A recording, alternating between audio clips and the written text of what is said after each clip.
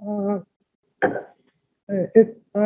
It's 6:04 PM. I'd like to call a school committee meeting number 1611 to order.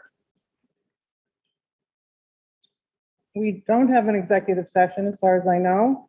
Thank goodness for that. And May I make a motion? yes, Jeffrey? Can we move the business manager's report up to the top of the agenda? Is there a second? I move to move the business manager up to the top of the agenda. Is there a second to that? All right, we got a second from Danil. Is there any discussion?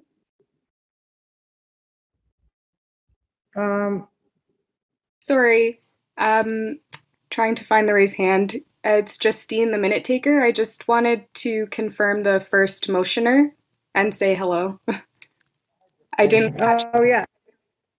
Jeffrey Blaugren.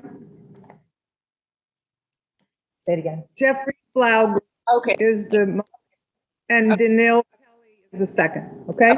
thanks. All right. I'll take a roll call vote if there's no discussion. Jeffrey? Yes. Danil? Yep. Janice? You're muted, Janice. Yeah, she's saying. Yes. Thank you. Carrie Ann? Yes. Arthur? Yes. Kara? Yes. Connie? Yes. And Jane? Hannah's not here. Hannah's here. We're just taking a motion to move the business report up to the beginning of the meeting. That looks like a yes? Yes. Okay, all right. So, business report, please. Okay, thank you very much for bumping me up on the agenda too. I appreciate that.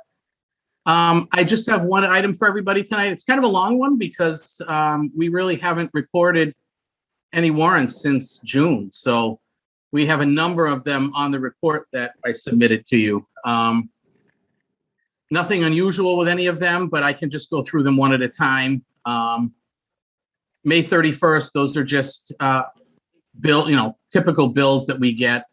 June 25th was largely a payroll warrant. Again, with the warrant on June 30th, P-card expenses. The P-card is just the credit card that district people have and they use for purchasing various items. We have another payroll warrant on June 30th, and then just another regular expense warrant, mostly from the general fund, a little bit from grants on these. The other June 30th one was basically a large amount of expenditures, both to the 240 special education grant and also the regionalization grant that we had received. Not all of that grant was spent, but it will be rolled over into this current fiscal year. The last one from June 30th, again, was just another expenditure warrant for $26,000. And then we move on to the current fiscal year. On July 1st, we have a warrant for about $303,000, most of which is, or all of, is for the health expense, most coming from the general fund and a little bit coming from those who have their grant salaries paid from grants and other special funds. July 9th, $26,000, we'll call it, just regular expenditures, most coming from the general fund with a little bit from other funds. On July 23rd, we had a payroll warrant, again, most coming from the general fund, a little bit, $10,000 from other funds. On July 28th, we had a $4,600 warrant, just regular expenses for that. August 1st, another health insurance payment of $293,000, most coming from the general fund, a little bit coming from grants and other funds. On August 6th, we have another payroll warrant for $157,000. Then we have a couple more that got processed in August from June 30th. Occasionally, we'll have some bills that come in that, either we weren't expecting, or, sometimes what happens is a purchase order might get closed out thinking that we've already received the item, only to find out that, oops, we did receive the item, but we haven't gotten the bill yet. So these are a couple of those items. The $4,000 one was an instance like that. The $2,500 one also from June 30th, just more P card expenses. We got the bill later on. Obviously a bill ending June 30th isn't going to arrive until later in July. So we dated the invoices on June 30th, but it really got paid in late July, early August. We have another P card expenses for July 1st, $1,600. And then we start kicking in a little bit more with expenses. This particular one from August 6th, actually, I have to apologize. That one is listed twice on here. It's right above the June 30th, voucher number 8002, and it's listed again. So my apologies for that. I can submit a report without the duplicate entry for that one. And then on July 31st, yet another health insurance expense. This one's a double payment, paying the July and August. I believe, let me just see. Nope, July and August. I'm not really sure why we have that one in there for that large amount. I'm going to have to look at that one too. My apologies. I'll double check, and I'll send an email to Beth, and she can just forward it to you to let you know why we had a double payment at the end of July. I do know that we did have a delay in them receiving payments, and so it may have just been kind of making up for the later payments that they got. I did get an email. Typically, the treasurer pays those payments with wire transfers. And I got a phone call one afternoon from Berkshire Health asking, hey, when's your payment coming due?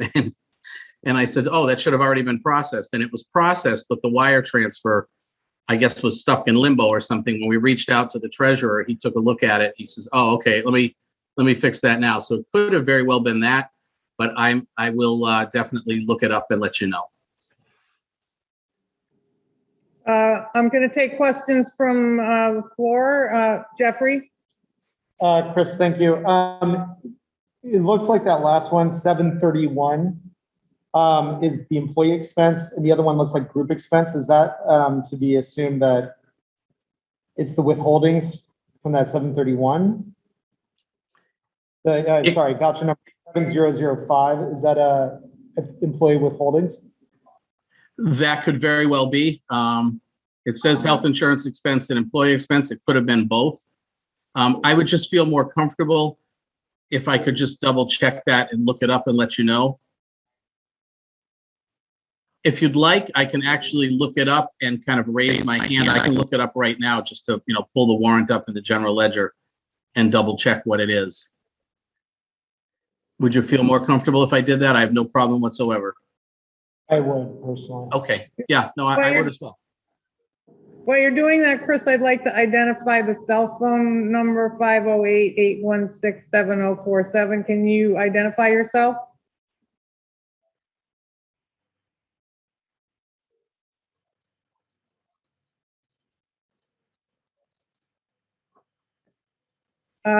Again, can you unmute and identify yourself?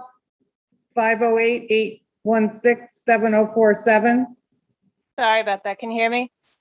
Yes, I'm Christine. I'm a teacher. Christine McAvoy. thank you. Thank you.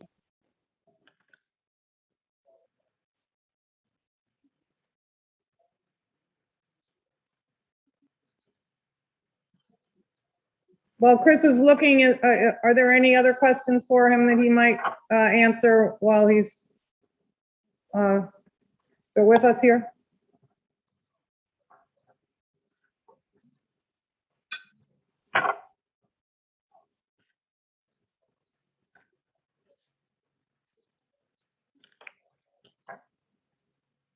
Okay, if you'd like to just go on to the next item, it's going to take me a few minutes to log in. So I certainly, like I said, I don't mind coming back into it. All right, so then we won't pass a motion until we get that information. Bonnie has her hand raised. Bonnie? You just answered my question. We're not going to pass it We're not since going we to pass, don't have the information. right, we're correct. just, okay, that's what we're doing. Got it. Also, I am in Rhode Island, so I have a very unstable connection. Sure is. Yeah, yes, you're breaking up. All right. So we're going to go on to the approval of school committee minutes. Oh, we have to tell Bonnie to turn her video off. That helps. Oh, Bonnie, if you turn your video off, you may be stronger audio. Thank you. Let's try that. That's what works for me at home. In that case, I can make a motion to approve the minutes of the I 16th. think we're good. Okay, is there a second to the approval of minutes? I seconded it, Bonnie. I seconded Bonnie.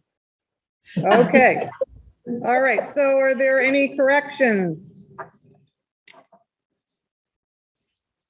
Don't see any hands up. I don't hear anything. So I'm going to take a roll call vote to accept the minutes as presented. Jeffrey Blaugren, Yes.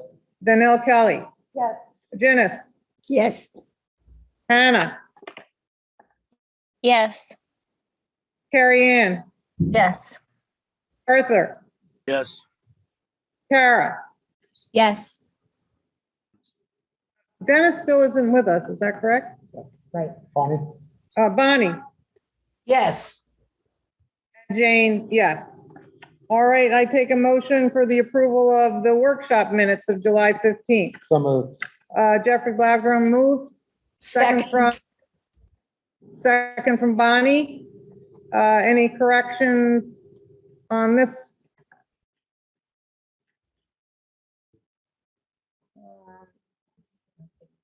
Seeing none, I will take a roll call vote to approve those minutes. Jeffrey Blaugren, Yes. Danil, Janice, yes, Anna,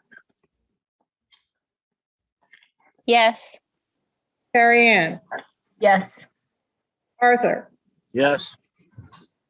Kara, I don't believe you were there, is that right? Or were you at the meeting? On July 15th? Yes. Yes, you were? Yeah, you were. Yes. Okay, good. Bonnie Yes. and Jane, yes. Okay, we'll go on to enrollment.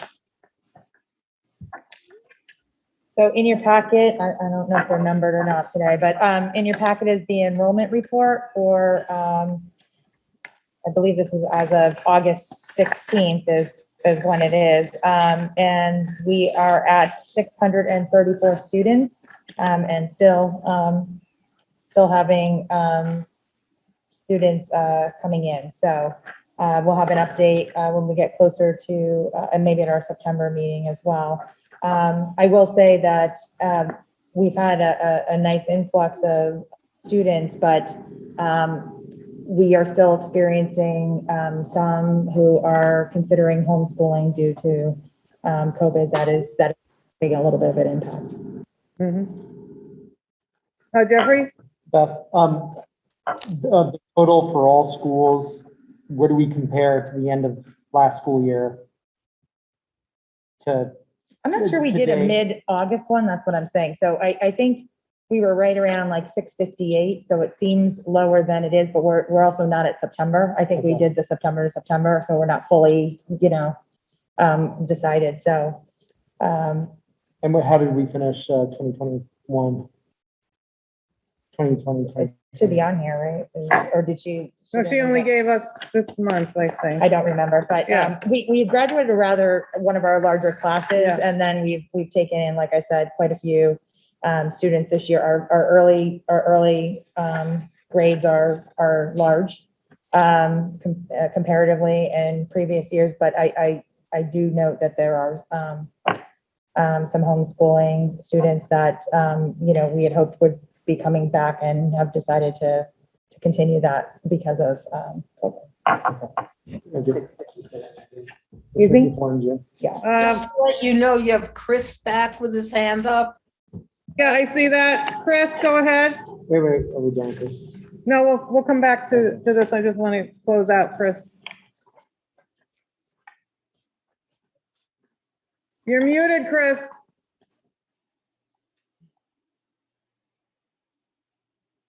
Boy, I'm having a lot of difficulty tonight here. I looked up the warrant. It's actually the Berkshire County retirement payment and the June insurance payment. So when it says employee expense, it should have said employee retirement expense. Thank you. Any other questions before I ask for a motion to accept?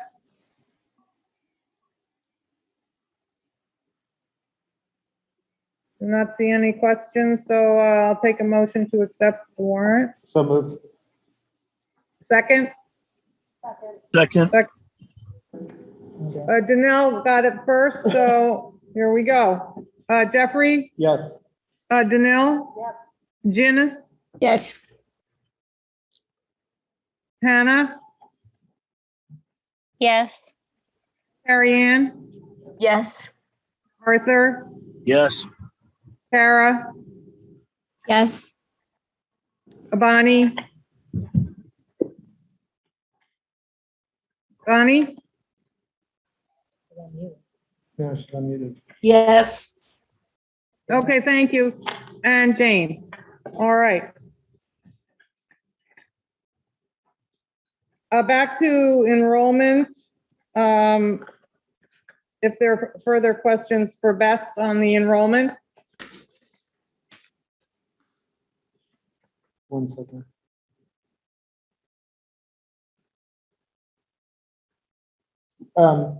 Beth, it doesn't look like we're seeing like that migration of people finishing at New Marlboro Central for like fourth graders that are not moving over to Muddy Brook or Monument Valley or.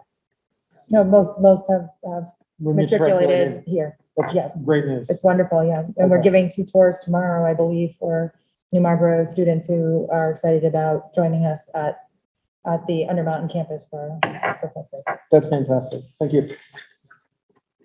All right. Seeing no other questions, we will go on to miscellaneous correspondence, which I don't see I don't any. think we have any. So now, if there's a student representative report, Next time, they'll be Yeah, back in well, session. I mean- Yeah, yeah.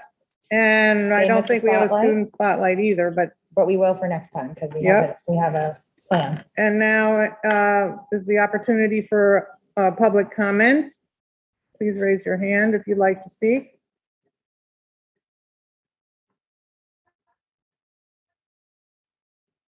Don't see any hands going up. Thank you for attending the meeting and participating in our process. We're going on to new business now. And the first item is the approval of the parent-student handbook for 2021-22. And I think I'll take a motion to approve and then we'll have discussion. Motion to approve the parent-student handbook. Anybody want to move for that? So moved. Second. Bonnie moved and Arthur second. Now we are open to comments and questions. I'm not sure whether any of the principals or the administration would like to make any comments. I see, yeah, Carrie Ann has her hand raised. I just didn't want to, I wanted to know if you had anything you wanted to say prior to questions. I mean, I think we had discussed that we were going to send this to you with plenty of time for your review. I believe you got both the parent-student handbook and the faculty and staff handbook, but there's only a vote required by the school committee for the parent-student handbook. So I think did we send a change log with it? I'm actually not sure. Did she send a change log when I she don't sent think it? so. Yeah, well, she did somewhat pointed us to a couple of pages. Yeah, there wasn't a significant number of changes, and I will say that it has been thoroughly vetted. Both of them have been vetted by council as well. So all of the any of their recommended changes have been incorporated. So. All right, so Carrie Ann, I'm recognizing you at this point.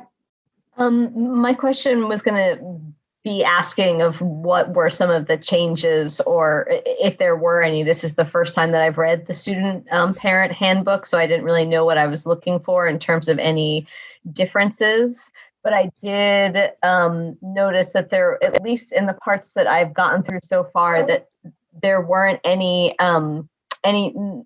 references to our COVID policies, and I'm curious about why that is.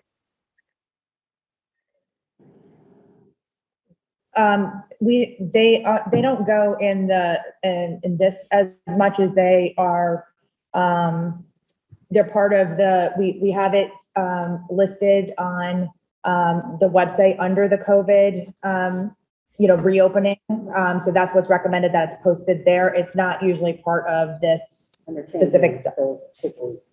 Yeah, it's constantly changing. So it's a rapid thing where that is the more normally accepted policies per se. So anything additional isn't in that bucket. It would just be posted on the website and communicated directly with families on a regular basis as we change things.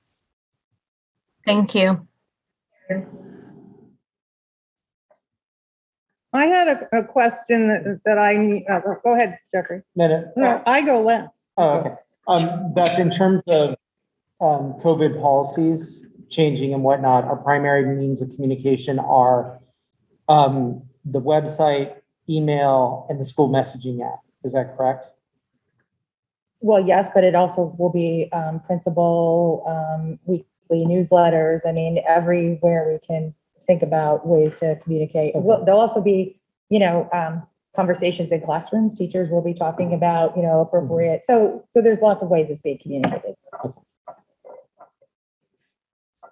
So I'd like some clarification just on what we call Mount Everett, because there's a section that's labeled Mount Everett Regional High School. And I've been under the impression that we have Mount Everett Regional School and it's not labeled as a high school or a middle school. I understand that it's a high school age section, but I wonder, am I misunderstanding the name of the school? No. It is the overarching name is Mount Everett Regional School, but there could be applicable high school policies versus what would be in middle school. Right. So I'm just suggesting so that people are under all the same impression that calling it Mount Everett Regional High School is a misnomer, that it should be the high school program at Mount Everett Regional School. I know that's sort of nitpicking, but I know the state doesn't recognize it as two separate schools. And I'm not asking you to change it. I just feel like we all should understand that they are one entity and one.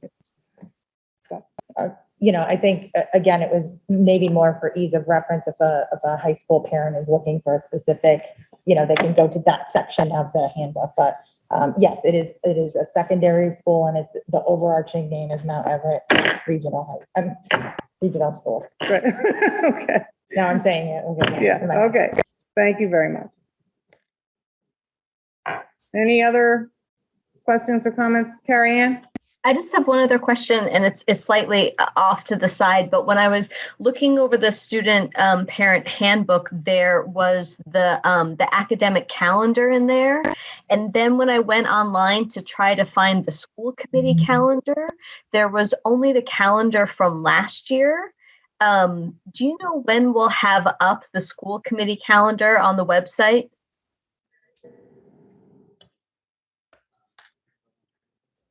So right now, as of tonight, we're going to be introducing the app, which is updating the website, and then it will go live for next week. So we'll be talking about that. So right now we're loading things kind of behind the scenes, and then it'll be completely updated when we go live with the website. So I mean the app and the website, because they link, everything links. So we're loading that information, and we have the calendar sync happening. Got it. And were we by any chance sent that calendar, and I can just look back through my emails? Okay, thank you.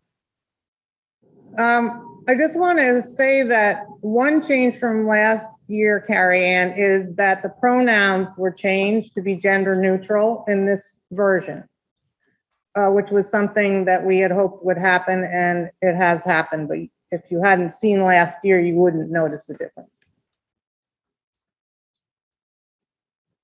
All right. So are we ready for a roll call vote for approving the handbook? It looks like we are. I don't see any other hands. So Jeffrey? Yes. Danil? Yes. Janice? Yes. Anna? Yes. Carrie Ann? Yes. Arthur? Yes. Kara? Yes. Bonnie?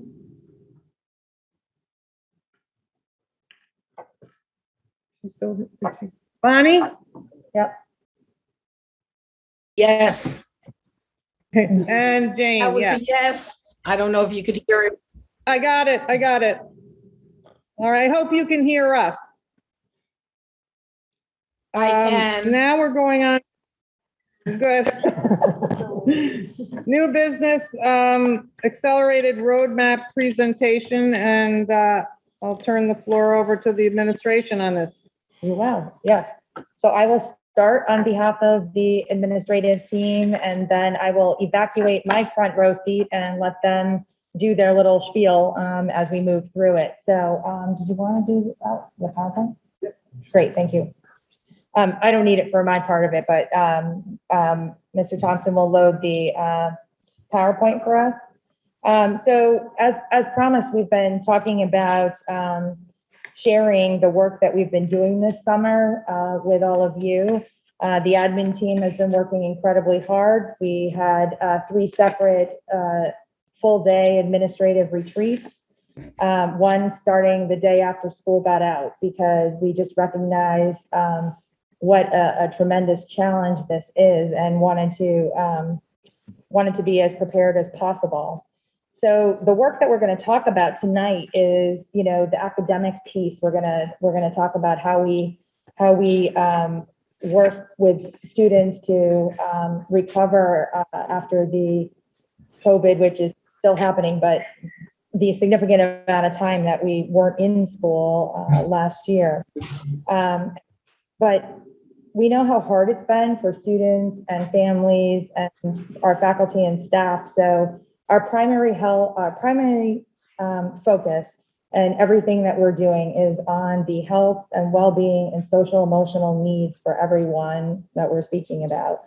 So you'll hear that as a common theme throughout pretty much everyone's presentation. You'll hear that throughout our district improvement plan as we talk about that later in the year. You'll hear it in my goals. You'll hear it in the staff goals, because it's so important. And if we're not in a place where we feel safe and healthy, we can't learn anyway. So that's where we have to be.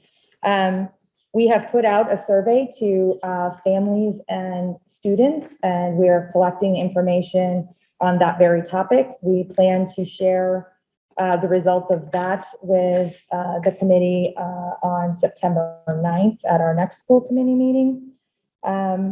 And we put a lot of supports in place, being thoughtful about how we're going to think about this work, and things like the late buses that we proposed, which will be back in action, and after school tutoring and the homework center. So there's much more than that, but there's lots of ways that we're trying to support our students and faculty and staff. So I'm gonna let the rest of the team do their part, and we'll go. Who's next?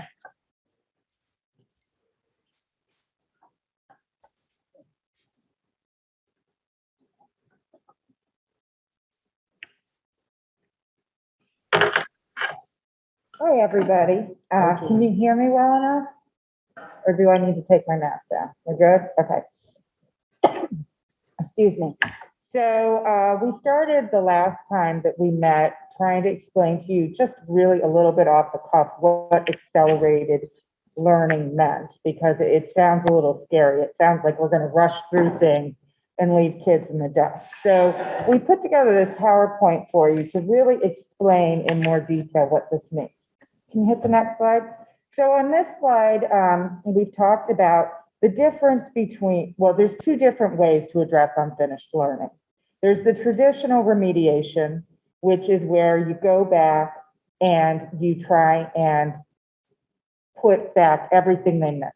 So I would say, oh, I'm sure they missed half of first grade. So at the beginning of second grade, I'm going to reteach half the standards of first grade.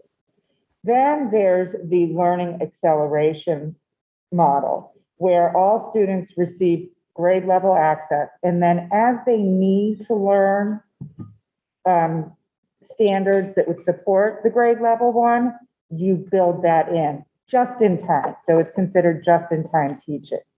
So I had mentioned to you all last time when we talked that they had done a lot of research around this from other times when there has been loss in learning, like during Hurricane Katrina.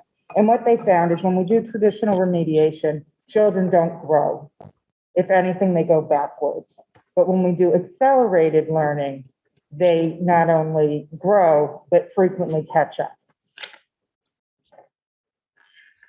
So on this page, just simply what is accelerated learning? And it's an approach that takes the mindset that all students are capable of accessing grade level. And that it's up to us to come up with the scaffolds to put in place to ensure that they're ready to access that grade level content. And that's where we do our just-in-time teaching. And we do this for making sure that we're constantly collecting data to see where students are so that we can drive our instruction better. So there, the overview of the roadmap. The state broke it down into 4 phases. There's the diagnostic planning, the launch, the progress monitoring, and the reflection and planning. So we're currently in phase 1. Phase 1 is all the stuff you're doing before the school year starts. And so then it goes phase 2, kind of in the fall, and then phase 4 is very end of the year, just to kind of give you the phases. So then each phase has 3 priorities. Can you go to the next one? So the 3 priorities that they've identified is fostering a sense of belonging is priority 1, which is what the superintendent was speaking about. This is the key, most important thing. If you are experiencing trauma, you're not going to be able to access the curriculum. So the number 1 thing we need to do is to address that issue. That's why they chose it as priority 1. Priority 2 is about continuously monitoring your students' understanding. So that's where I'm saying you have to constantly be doing assessments, very short, little snippets. You don't want to be assessing a whole bunch of standards or topics, just the one you need to know about at that time, so that you can make sure they have what they need to access it. And then priority 3 is to ensure that they have strong grade appropriate instruction with the right kind of skills. So as we continue in our PowerPoint here, I'm going to have the rest of the admin team come over maybe we can at least like just sit behind here and kind of rotate in and out. Oh, thanks, Jay. And if we can use your seat too, that'll help. So we're first going to talk about priority one, because that is biggie. And what you'll notice in the PowerPoint is the way that we set it up is on the left are the bullets of what the state identified is really important to meet that priority. And on the right, what we have put is what we are doing as a district to reach those goals. And priority one is such a big one for our district and so important that you'll see that we actually have 2 slides of what we're doing because I couldn't fit it all on one slide. So take it away, Mr. Carpenter. Thank you. You did a lovely job. One of the big things that the state identified, obviously, is attendance based on what happened in the pandemic. And we did a deep dive of attendance in the different schools to look at where kids were. We also compared that back to where kids were prior to the pandemic. And what we saw, we expected some of, which was some of our most chronically absent students were having the same issues prior to COVID that they did during COVID. But we also found some interesting information.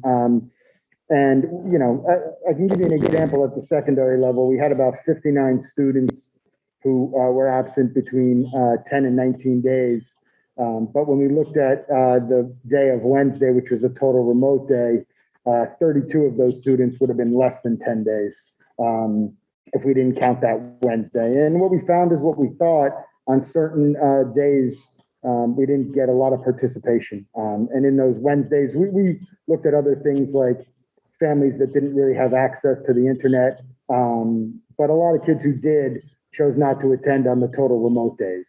And then we looked at if there were hybrid students who were in twice a week and home twice a week, their attendance was pretty strong on the 2 days that they were attending remote, but not coming on the Wednesday when everybody was remote. So those are just some of the things we looked at. And obviously we're looking to use some of that information to better support students and families as we look towards this coming school year, mainly to create plans with families to ensure that students are attending school and not missing vital instruction. I will now pass to the next person. Doug, you're up. Nope, you're staying on priority one.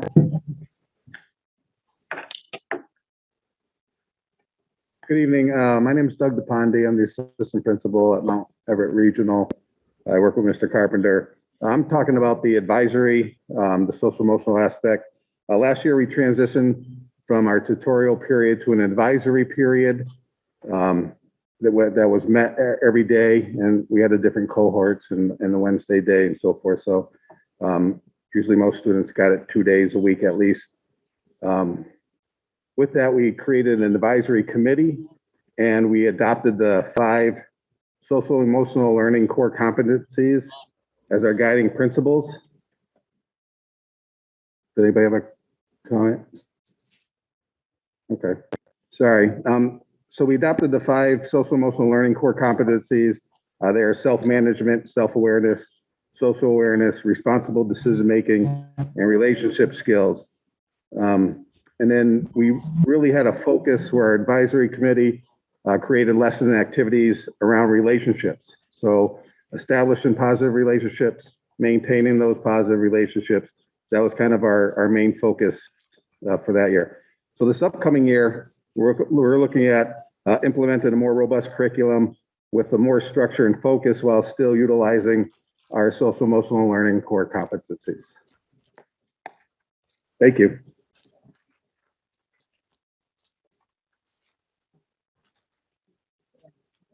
Yeah, we're talking to the end.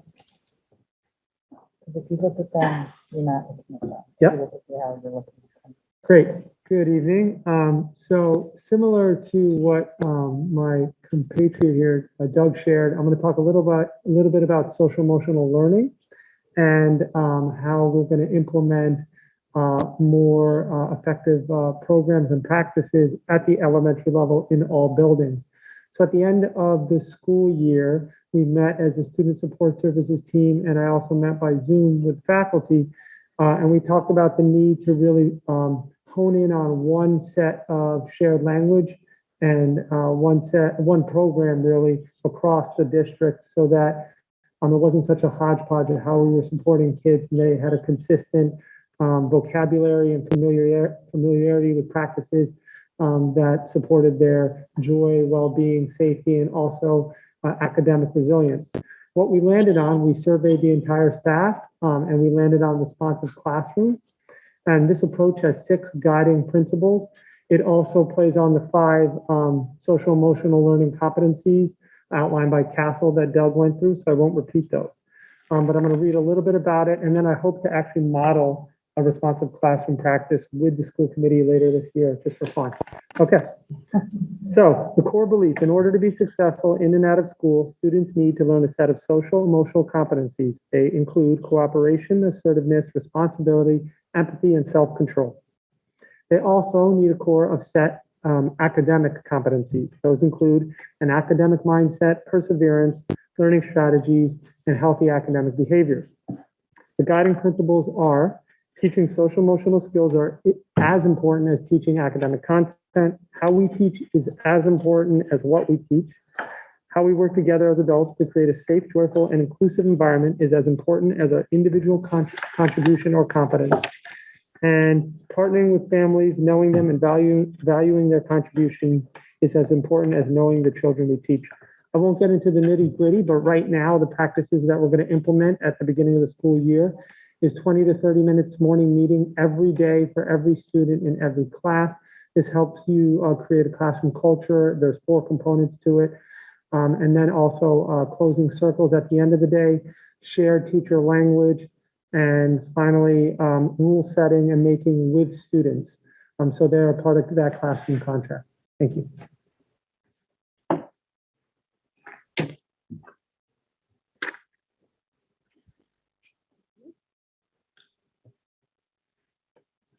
Good evening.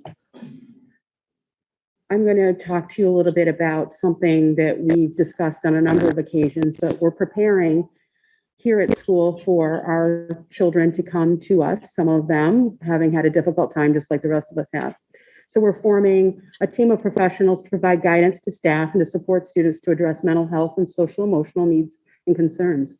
We're going to be using many of our full-time faculty and also contracted employees that work with our districts, and people in our community are going to join us too.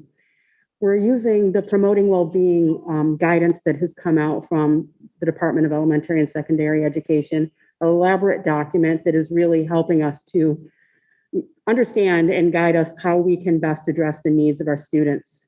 And this team, I feel like it has to have a nice name, but it's going to be our mental health team, which will meet regularly to then guide us and guide the SST teams and potentially even the advisory on ways that we can best support our children to return to school in a healthy, safe way.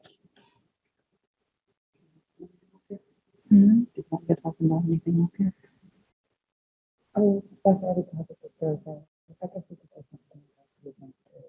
Okay. I'm also going to speak about the administrative team currently participating in trainings and coursework on diversity and inclusion in the workplace and classroom setting. Several of us have done some work this summer already through coursework through Cornell University on diversity and inclusion with the goal of attaining certificates in the area. It's very helpful, not only for how we can address our practices within our schools as far as employment practices and how we best support our staff members and do searches outside of our area to find the best employees for our district, but also how we can support our students in the classroom. I know that also you participated in a course training this summer, and it was through. Jesse participated. Yeah, greater school on being an anti-racist school. Okay, so he participated in a training through, Jesse did, through Greater Schools on anti-bias in schools. So our goal is really to continue to focus on our district improvement plan and meet our students' needs in this very challenging world that we're in right now. Thank you.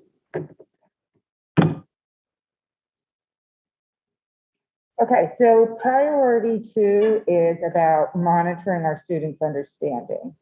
So things that we have put in place this year, some have rolled over from last year. So we have had FastBridge, which is a benchmark assessment system that we've been using for years, but we are setting up extra professional development this year for staff to increase their understanding of how to interpret the charts and the data analysis, which will help us to better target what our students need. We have created and provided, well, not yet, on opening days in this lovely binder, we have created a calendar for people on what all our testing dates are going to be for benchmarks and progress monitoring so that everybody knows in advance and can plan for the year when we're doing this. We've also planned out and found time where in between those we'll be able to gather as teams to look at that data and talk about how can we best meet the needs of the kids and what are we gleaning from it. In the binder, we've also given them everything they need as far as when those meetings are going to happen. And so we've also utilized in our calendar, we have X amount of staff meetings that we can have a year. And so we're going to utilize a lot of that time to continue our professional development around analyzing student work and to provide time for teachers to collaborate and look at student work together and make decisions around what to do. So for opening day, what we have created is for each staff member, now this happens to be a third grade one, everybody is going to get their own binder. And some of the things are all going to be the same, as I said to you in the beginning, as far as like the testing calendars.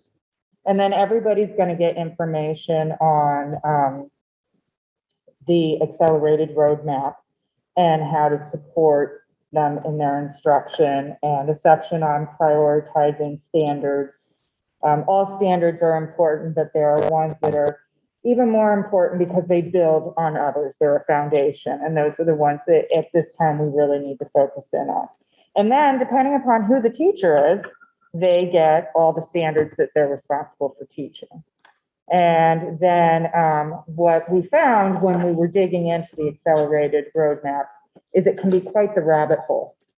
Every time you read something, there's a link to something else. And we knew it would be way too much work for a teacher to try and go through all this and find what was really important for them and what they really needed. So we took that away from them, that burden, and we went through all the links and found what we thought would be most useful for them, and then printed out those items and put them in the binder so they don't have to go searching.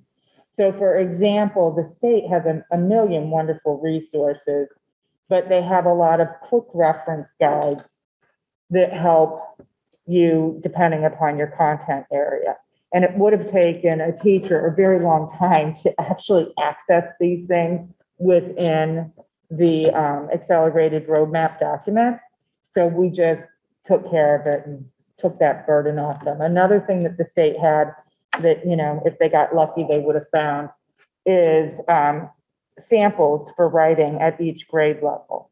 And what I really like about this is that it's not an exemplar, it's an average student that the state has picked a sample of their writing, and they've shared it with teachers so you can see what is expected for the average student at that grade. Because sometimes we have standards that are not necessarily accurate for the grade, right? Like we have this high expectation, particularly if you change grade levels. For example, I was a 4th grade teacher and then I went to 1st grade. So it's really nice to see, oh, that's what I should expect from a 6-year-old versus 10th grade. So that is something that everybody is going to receive on opening day to support their instruction priority. So priority 3, strong instruction. We've got all manner of stuff going on with this. So as you know, we have adopted a new math program and we are providing PD around that. It is considered a high quality material as stated by the state and ed reports. We recently purchased Wilson Launches Foundation. It's a program that we've used for years, but in order to meet the needs of students post-pandemic or still in the pandemic, they've come up with a program called Ready to Rise. And we have purchased that to use to really focus in on some phonics skills that may have gaps for students. And then I'm going to let Sandy talk about what we're doing in pre-K, which is very exciting. Yes, it is. There's a vast amount of research out there that our youngest people have really suffered due to lack of service provision face-to-face during the pandemic. And we had been talking for a great deal of time about how to expand our early childhood program to best meet the needs of our young learners, because early intervention and early services is really preventive, and it's where it's at as far as education goes. So as you know, we've expanded our pre-kindergarten program this year, thankfully, thanks to you as well. We currently have 46 children enrolled in 4 classrooms. We're planning to have an average of 12 to 13 in the class. After discussing this with the early childhood team, it seemed like the best number. That is a full day program, 8 to 2:40. We're including developmental supports in every program in addition to their teacher and their support staff. That includes our specialist, speech language pathologist, occupational therapist, physical therapist, board certified behavior analyst, and they're having specials throughout their day as well. So they're going to have a relatively typical school experience starting very early. So we're very excited about this. In addition, we've developed relationships with our local pediatricians, and we're communicating them on a very regular basis. So if they have a concern about a child, or if we have a concern about a child, we're able often to get releases from the parents to speak with those to each other to come up with a plan that makes sense for our youngest children. So this program, I'm really looking forward to it. The staff and teachers are very excited and planning ahead. Families, I've spoke to many today and sharing information with them, and they're all very excited. So I look forward to reporting on that more as we move through the school year. The summer program was incredibly successful, and our summer step up grant was supportive of not only the early literacy and early numeracy skills, but also social emotional learning. And it was a huge success. And there was the participation was really wonderful. We had over 100 children participate in our summer program. So looking forward to this. Thank you. Does anybody have any questions? Oh, yeah. Do you want to come back? Well, that's where the questions are. Yeah, I think, well, first of all, let's see what put your hand up. I see Jeff has a question. Anybody else lining up for questions? I can, Carrie Ann will have a question too. All right, so I'm going to start with Jeffrey. Address your question to the person that you wish to have answer, or I guess our team will decide who's the best answer. And I see Bonnie has her hand up too. I have a few questions. Thank you for the presentation. Thank you for not reading the slides and actually adding color. I think this is more digestible. I have a few questions, but I'll ask only one, and then maybe you guys can come back. I'm not sure who to direct this to, but if we're talking about social emotional learning, new standards, investing in professional development to educate the teacher, and kind of understanding where, not just social emotional, but also academic striving. And we're trying to, I hate to pardon the word, but scramble to kind of get everybody up to speed inside the school, what to expect and how to educate them on that. has there been any discussion about extending this education process to the families so that families can support teachers as well in this new environment that's very new for, I think, a lot of people? And if you have discussed it, in what ways will families be educated to be able to support this initiative?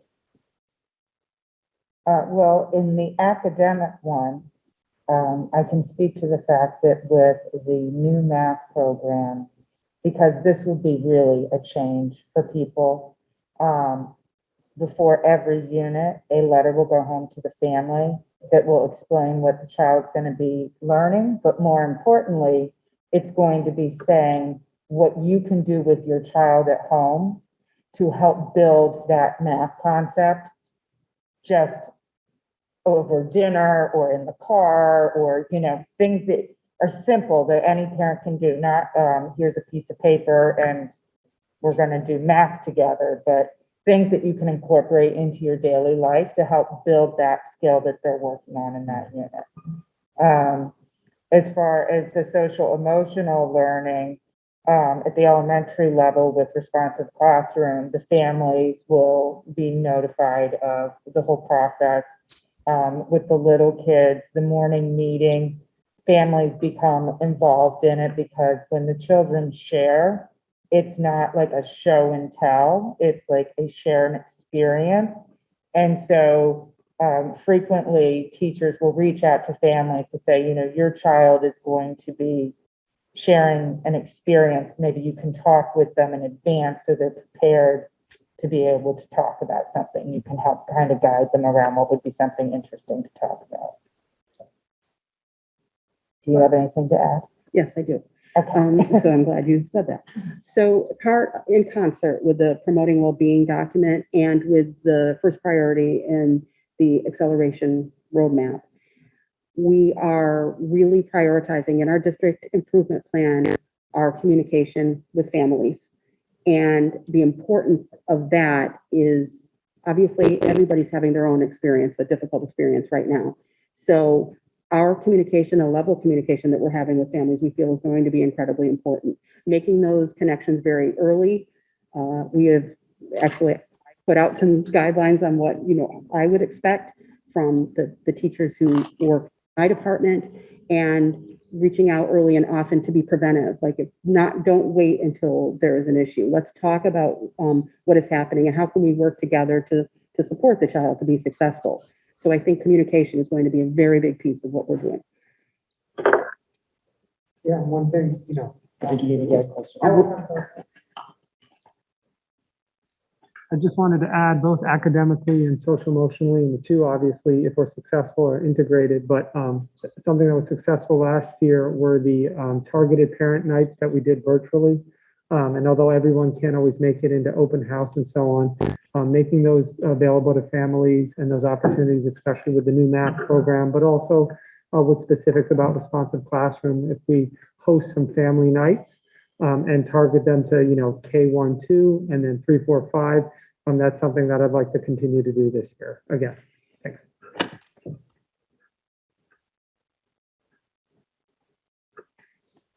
All right, I think Carrie Ann, you were second to the question. Thank you. Thank you for the presentation, and thank you for the document that you sent ahead of time. It's really interesting to learn about all of this. And like Jeffrey, there are a number of different questions that come to my mind, but I'll just focus on one for this moment. Of the term unfinished learning. In the presentation, you had referenced looking at absentee data to sort of, and I think you were correlating that with the sense of belonging in priority 1. And I'm curious about, in terms of unfinished learning, what is the data that's being used to indicate that unfinishedness and where our students specifically are at? So at the beginning of the year, all students will be taking a benchmark assessment test in both math and ELA. And that will be the data that we analyze with teachers at the beginning of the year to target those gaps. And then on a less formal basis, teachers will be doing informal assessments in their classroom about just the unit that they're getting ready to do, so that they know what gaps need to be filled just in time.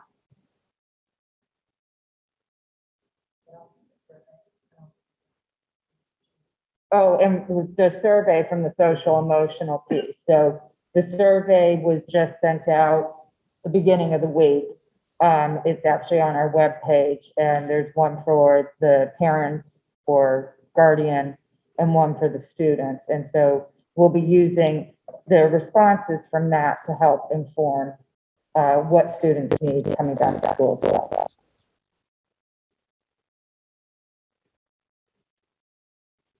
Bonnie? Thank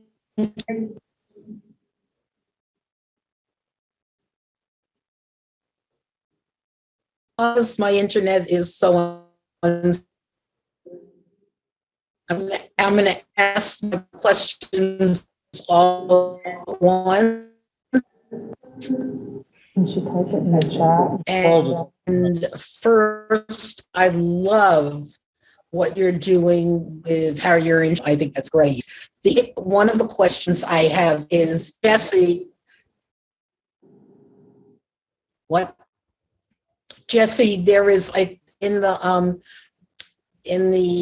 Mount Everett High School program, you introduced something, I think it's called PACE.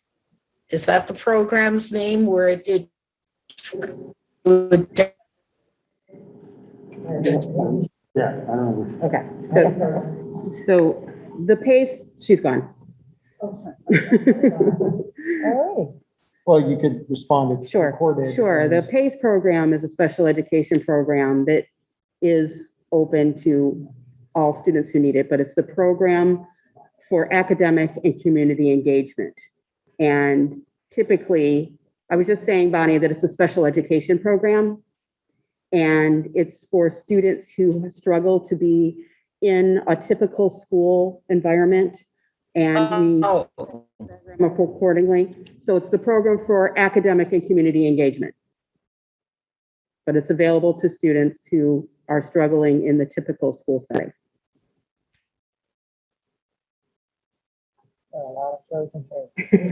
Everybody's frozen. Bonnie, I'm sorry that your connection is so poor.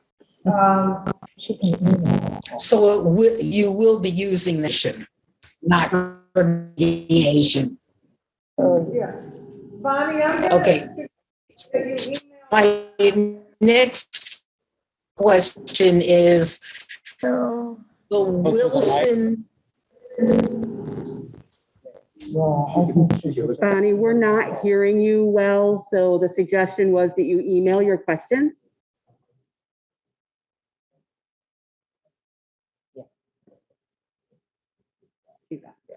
Okay. All right. Any other questions? I think I do. Got to carry on. I think that as we go forward during the year, the Wilson program. Can somebody type? no, I'm just gonna say it's not working out. I know, but she can't hear. Yeah. Bonnie? Yeah.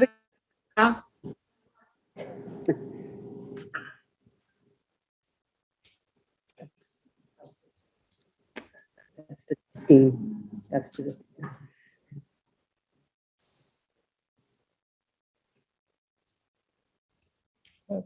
Can I speak now? No, we can't hear you, Bonnie. I'm afraid that we will deal with your question. I'm going to use chat. There you go.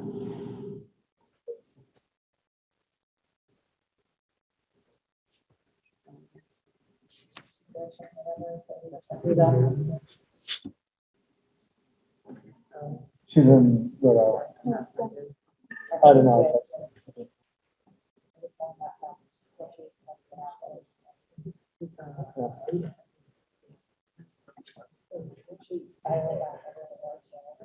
I've been over Wilson, so I'm guessing it's foundations.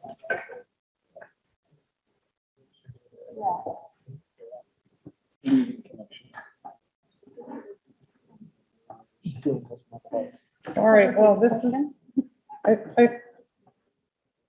think we need to continue with the meeting. I think so too. So I want to thank the team for a wonderful presentation. Oh, Art's waving. Oh, hi, Art. Thank you. I have a question for Jesse. Out of all the high school kids, the ones that have missed the most days of school last year, have you reached out to try to bring all these kids to make sure they're back in school on a regular basis? Yeah, we did a lot. We did a lot of outreach prior to the start of our summer program. And so we had a lot of really productive conversations with families, which we will continue as we start the school year. But some of our kids who had missed quite a bit of school were here this summer. So that was a great sign to the start of this year. Okay, thank you. Mr. Lincoln.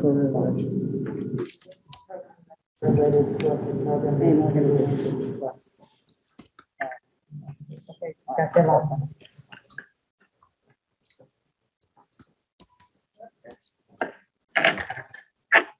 Bonnie, the Wilson program, yes, they do. Wilson does have programs to be used with students with dyslexia. But the one that I mentioned is specific to, it's the program we use to teach phonics. It's called Foundations. And this is just a supplement. The company added this year to help kind of jumpstart our earliest learners who may have not gotten all the phonics in place that they should have last year. But it's the same company. Yes, it's from the same company. Thank you. You're welcome. I have one last question. Last question from Jeff. With the summer school, I forgot who was speaking about that. Sandy, with the summer school, were we applying accelerated learning during the summer school session? No. Okay. We weren't. We had very focused goals. We were considering where the kids were at, and we did do some brief progress monitoring and benchmark assessments, but we weren't applying. The principles we were applying, but that roadmap came out afterwards. Principles we were applying. Okay. Yeah. Thank you. All right. So thank you to everybody. As you can see, it's been a very, very busy summer, and people are very passionate about this work and supporting our students. So we will definitely be back with updates and so lots of communications as we move through this year, and we're all learning, and so this is going to be really exciting, but I think very supportive for everybody. So we'll be back with even more updates on our survey results, like I said, at the next meeting. All right. Going on to item C, Chris Thompson is going to introduce us to Apogee. You sure are going to. Okay, hi, everyone. So it's interesting that you, in tonight's meeting, we've talked about how we're communicating with parents and where's something on the website and so forth. So we are launching a new website, but I want to tell you that it's more than that. It's an effort to streamline our communication efforts and so on. So I'm gonna share my screen here and show you what the new website looks like. We're kind of ready to turn the keys to this tomorrow. Oh, here. Hang on. Get rid of that. All right, so let me share my screen, and we're going to go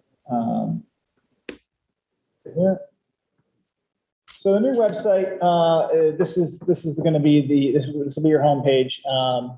So yeah, it's a nice big banner, but again, it's not so much about the new design or what it's what it looks like exactly. It's more about the administration of communication on the back end. But I will show you this just briefly. So there's a big banner up top here. If you slide down, events are going to be here now. One of the things that's streamlining is the events syncs to either Outlook or Google Calendar. So Lynette has an Outlook calendar that when she's in her Outlook client, just like her regular mail and her regular calendar, she has an events calendar in there. Whatever she does there populates into here automatically. So it's one less step for her in that regard. That should be a little bit helpful. But then here we get into the news and the live feeds. Okay, so previous website iterations have made this more difficult to do, but this one is pretty simple. So news and live feed, what's the difference? News is usually larger stories, have a little more context to them, probably a picture, although that live feed can also have a picture. And live feed is more like your social media feeds. And the advantage to Apogee is that we can actually feed the live feed and Facebook and Twitter and Instagram all in one posting. They all talk to each other. So Beth here today had this very nice post about 5 hours ago. Dr. Beth Rigobudo, welcome SBRSD's newest members. She did post a picture there. She did that all from her phone using what's called Thrill Share is the website that's underneath all this. The company's called Apogee, but they use a thing called Thrill Share. So while this right now says sbrsdna.sites.thrillshare, it'll eventually say sbrsd.org. So Beth was able to take a picture from her phone using the Thrill Share administrative app. She was able to post right to the website and Facebook all at the same time. I was very proud of her, very proud of her. Thank you. Yeah, big guy, big guy. So you can see here that the administrators will have access to this as well as some of the office staff. You can see here who posted it. Okay, so we get a nice, on our end of Apogee, we get to put our profile picture in, and you can see who posted what in terms of the live feed. The news articles, if you went in to see all news, they would sort of populate in a row rather than the squares. But we're also going to be using filters up here so people can say, what am I more interested in, just the elementary news, the Mount Everett news, the district news, and so forth. So if I just wanted to look at the Mount Everett stuff, you would see some art recognition and the Spirit store is open and that kind of stuff. So the news and live feed populate there, and then underneath here, we have a section called programs. Now, when we were presented this by the company, we had several options for what the site would look like, but it's all kind of, block form. You had some say in how you wanted to look, but it was, this is what we liked out of all the things that they had to offer. We liked this style the most. So in programs here, I'm still waiting on a picture for childcare, but these are some of the things that we came up with that say what makes SBRSD a little bit different than other districts in the area. So these are what we come up with so far. These could change over time. We could add, we could subtract. We have full control over those. So these would all be a link in here to a page. You get robotics, competitive robotics. I'll show that since that's kind of my page here. And you go in and you get all sorts of details about the program and so on. So, and then underneath that is the footer. But what's going to happen here is over on this right side, underneath the Facebook and the Twitter logos, once it's ready, we did get approval from Apple the other day, a couple days ago. So within the next week or so, we should have an App Store logo there, as well as a Google Play logo there. And parents can now download an app that will be this website in app form. They can enable push notifications. So when things go onto the live feed and go to Facebook, they'll get a notification on their phone that those things have occurred. So that's kind of what we're getting to is the ability to communicate on all channels, but not have it be 12 different steps. We want it to be streamlined, which will help us communicate that much more easily. And then in terms of where everything is on the site, there's a menu up top here. At first I was playing around with this. I'm like, I don't know about this, but now I kind of like it. Basically, the menu shows you the whole website right in front of you. And you have to scroll down a little bit to get to it. But basically, there's 6 sections of the website. Well, there's 5 up top, and then there's 6 down here. This is everything that's on the current website. But in the current website, you kind of had to dig into a menu to find the navigation bar to go here, and then kind of maybe you lost where you were and that kind of stuff. This is nice that it presents everything. So under district, we have COVID-19, district info, school committee, and so forth. So you folks would go here to get your information from now on, okay? And it's right there, you see the little plus sign means you have a menu within the menu. So you have nested menus, right? So agendas and minutes right here, 21, 22. What's gonna be really nice about this is, and I'm gonna train Lynette on this tomorrow, and I'll work with her a little bit on how she wants to structure this. We have a lot of flexibility in how we structure it, but prior, in the current website, it's type in some text and highlight it and go to the link option and find the document and so forth. This here gives us folder options, and you actually saw it up here. There is a thing called documents right here. So anything that we're posting in our various sections goes into the documents. So Lynette can just have access to this folder. So the link itself doesn't ever have to change. Doesn't ever have to copy and paste things again and put into it. She can just upload right here into this folder, and now the documents are there. And she can upload multiple files at a time. Previous iterations of the website was always one document at a time. So she could, have several agendas or minutes files that she can put right in there.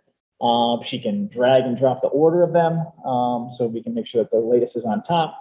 So her biggest challenge in this is probably just some organization of the folders, how she wants to see it, how you guys want to see it, and as well as just naming the files appropriately. Now we could even folderize this folder. Current agendas could be broken down into meetings and subcommittees and so forth and so on.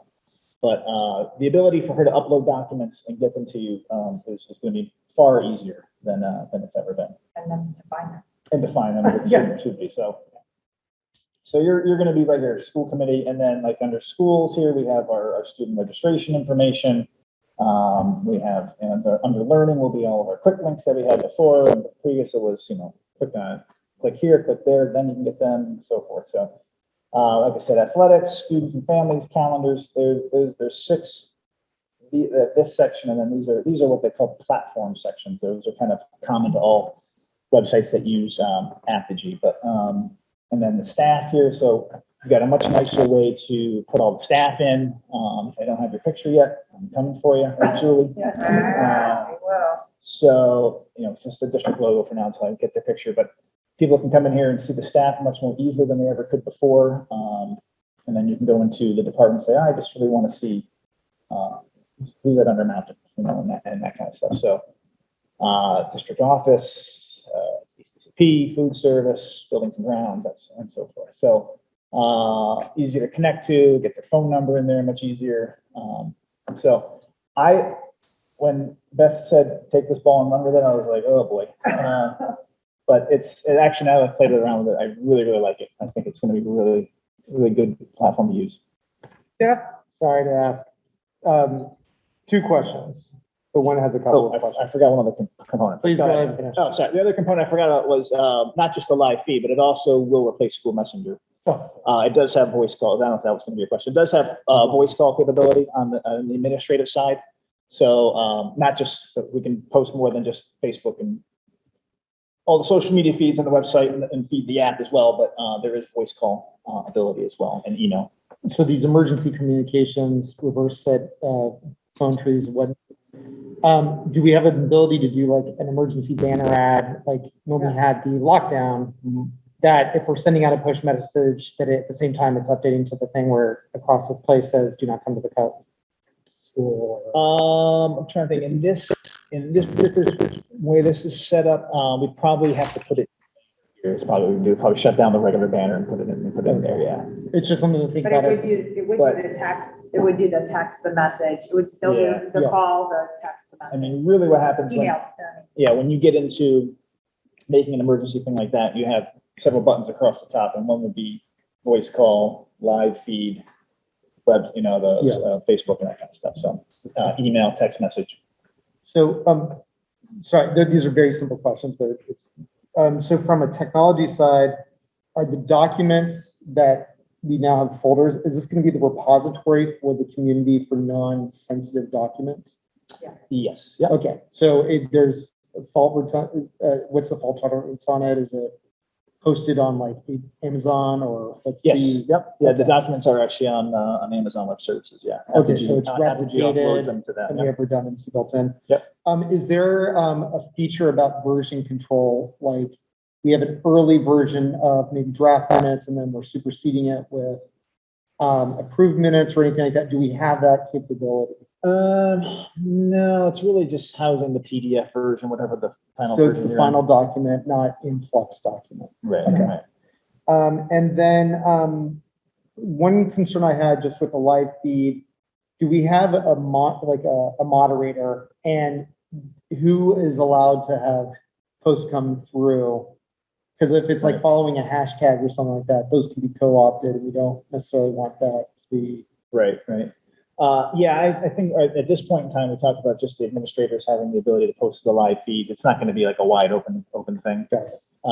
And there is options within the site to set up kind of a hierarchy of rights and stuff. So you can have moderated users to the live feed, or you can have users that just have access to one particular page, the website. Okay. That kind of thing, yeah. And then I love the high level configuration because it's a lot of information, but it's more digestible. Because the current iteration, I get lost every single time, even though I know what I'm looking for. The one thing I just say is like on the FFA, a layman doesn't know what FFA is. So I think we got to make sure, especially in our jargon for education that's riddled with acronyms, we need to go back and you can put the acronym in there, but just define what it is. Future Farmers of America, for example. Yeah, when you mouse over, it says Future Farmers of America. I'll see. I think when I first did it, I think it just didn't quite fit. I think it went, but well, I'll double check. Okay. Yeah. All right, thanks. I think this is awesome, and I'm super excited about it. Thank you. Yeah. All right. It's really fun to see start to finish when we had our first meeting, and well, for me, a lot of fun because I had the first conversation with the company, and then to see the follow through is really exciting. Thank you, Chris, for all the work you're doing on it, and good luck to people like me using it. All right, looking for hands up. Okay, so now we are going to the unfinished business. We tabled our discussion of a vaccination policy pending more information from Beth. So I'm going to first turn over the discussion to Beth to fill us in on the information. Janice, do you want to say something before Beth has? Yeah, if you don't mind, I really had a tough time listening, trying to get the conversation between Jeff and Chris. It was just, I lost a lot of it, and it's just not always clear. Just want to let you know.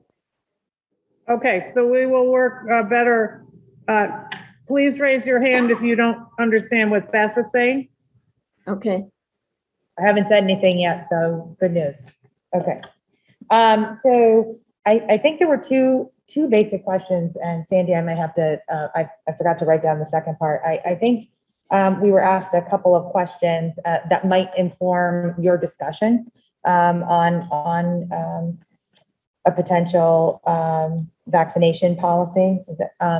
So what we were able to uncover was, and we did have a meeting, an informal meeting with the SBREA president, the union president, their council, our council, and myself, to just talk through where the faculty and staff were thinking about. And what we were able to get to so far is that we are confirmed that our staff is approximately 76% vaccinated. That's confirmed. We believe the number's higher, but we haven't done any additional outreach. This is what we know for sure. We were able to, one of our nurses was to come in and help us look through that vaccination system, which we really appreciate that work. And she was able to break out the student vaccination status that we were able to find as of August 24th.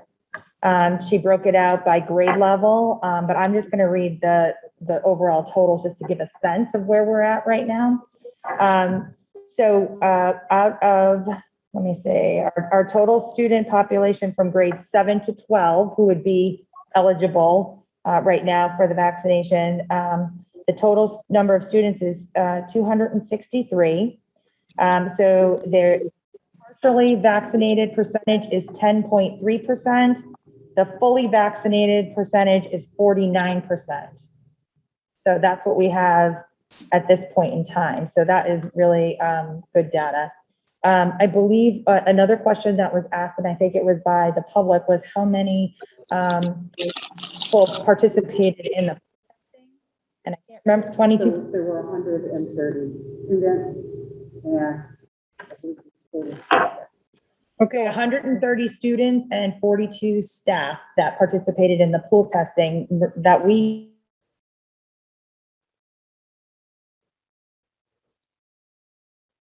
Yeah, okay. So I think those are all the questions and the data. I'm really happy that we were able to get such accurate information in such a short time. So I appreciate everybody who, because I think that's important information for you guys as you go ahead. And I don't know, did you want me to share some of the thoughts, or I don't know what you want? Yeah, I think you should share whatever you think will be helpful to us in our conversation. So if you have information that you're able to share with us, I would be delighted for you to do it now. So the preliminary discussions, and these are preliminary, so I'll say it like that. What the SBREA leadership shared is that they would be comfortable with a policy such as the staff will be required to either submit proof of COVID-19 vaccination or participate in the weekly pooled COVID-19 testing program. Staff who submit proof of COVID vaccination are eligible and encouraged to participate in the weekly pooled testing program, but are not required. The district will maintain privacy with respect to individual vaccination status. So that is what they are proposing as potential language for consideration. And that's just sharing. Nothing set in stone. All right. So now we have some new information to consider in discussing what kind of vaccination policy we would like to put forward. I assume that everybody could hear that that the leadership of the union suggested that those who were not vaccinated would be required to be tested on a weekly basis. I think that's the key piece of information that you need to know. So how about we don't have a boilerplate policy. There is no such thing. And if somebody wants to make a motion of what our policy might sound like, I'm going to recognize Jeffrey put his hand up. Not sure. Bonnie's really good at crafting motions, but yeah, come on over here. Can you guys hear me? No, sit here. The biggest thing is whether you turn your head sideways when you speak. So try to aim it at the actual owl. Hey guys. I was going to say Bonnie tends to make very good motions in crafting the language. Unfortunately, her connection's not great right now. I just wanted to share, I came across a medical group of doctors in Newton who were making recommendations for the academic year. And I just wanted to share this for this conversation. Is their resolution, this committee of 8 doctors, that all eligible faculty, staff, and students should be vaccinated. 2, universal masking when indoors should be required. We already have a policy on that. Routine COVID screening testing should be offered weekly to asymptomatic, unvaccinated, and vaccinated individuals, which is being discussed now. Rapid antigen testing should be offered to those developing possible symptoms of COVID in school and as a part of a test and stay program for contacts of of cases. Number 5, cases of COVID and those with symptoms developing at home should isolate. Number 6, text and stay may allow asymptomatic exposed students to remain in school. And number 7, ventilation upgrades and hand washing should continue as mitigation measures. So a lot of these points are stuff that we've already come across as a school. We have the ventilation in place. We have the testing in place. I want to make sure that our funding is still in place for the testing measures. So really, and we have the masking piece. In their report, they did not require it being mandated. But if we're looking at how do we move the needle, and we have agreement with the unions of potential language of how to proceed and a way of making sure that we're tracking, I was encouraged by the numbers that we're seeing in terms of staff vaccination at this point. I would be in favor of supporting a motion such that was recommended by the union of language. I could make a motion. Would you prefer me to make a motion and then we discuss that, or? Yeah, if you want to use the language, I think that has the language that you can read. I'll make a motion and then we can discuss at liberty, but I just wanted to kind of preamble that, and I'm happy to discuss. Where do we start? Just this one, just the top. The top one. I move that as the Southern Berkshire Regional School District School Committee, that we require staff to either submit proof of COVID-19 vaccination consistent with health authorities' guidelines, or participate in a weekly pooled COVID-19 testing program. Staff who submit proof of COVID-19 vaccinations are eligible and encouraged to participate in the weekly pooled testing program, but are not required. The district will maintain privacy with respect and individual vaccination status. Is there a second? Is there a second? Second. Second from Art Pataki. All right. So, Bonnie, if you want to communicate, please type in the chat so we can hear you, visually hear you. And then Art, I'm going to call on Art first. Carrie Ann. What? Okay, so Carrie Ann is also interested, according to Jeffrey. Carrie Ann's hand was up first, and then we go to Art. I'm sorry, I lost my internet before. So are we not mandating vaccinations for this, all the entire staff? All right, what we are, the motion was in line with what the leadership of the union suggested, was that those people who are not staff and who are not vaccinated are required to test on a weekly basis as terms of employment. So, and that people who are vaccinated are encouraged to participate in pool testing as well, but not required. Is that clear? Yep. And you heard that about 76% of staff is vaccinated. We know for sure, but we haven't been able to track every single person, so it could be higher. Okay. No, I didn't hear that. I lost internet. I'm sorry. That's not your fault. I hope you have the information that you need. So now, Carrie Ann. Thank you. I have a few questions. It came up for me actually when I was reading the student parent handbook, and hearing about that, what percentage of our students that are actually also able to be eligible for vaccination.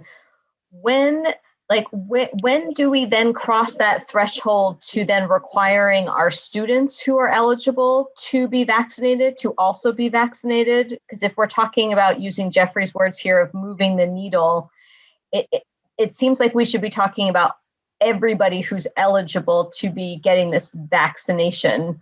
And then I'm curious about also what we think about it. I mean, if we're going to be embracing this power of requiring certain things, why would we not require everybody to be tested regardless of vaccination status when we know that there are also cases of people getting COVID who have been vaccinated? Actually, if you read the protocols, it is not necessarily advised that asymptomatic vaccinated people at this time test. They are welcome to, and we will test them, but unless they have a symptomatic, that is not a requirement anywhere in the guidance. But if they are symptomatic and they'd like a test, if they're not symptomatic and they'd like a test, if they want to get in the pool testing, they are welcome, but there's no requirement. I understand that in terms of the guidance, but I have concerns generally about the guidance, particularly since the state isn't taking a stand on vaccinations and they're so late to the game of taking a stand on mask mandates this past week. So some of their guidance and their about this is a little lukewarm for me, and I appreciate the opportunity that we have to make our own standards that are potentially stricter than what the state is saying. I would just like to respond to Carrie Ann here in that we are dealing with tonight our policy for staff and teachers. And I think at another occasion, we might take on students, but I don't want to muddy the water with our negotiations with our teachers with adding students into. Okay, well, it would be great if we could then put that on a future agenda. Absolutely, absolutely. Yes, Sandy's going to come up.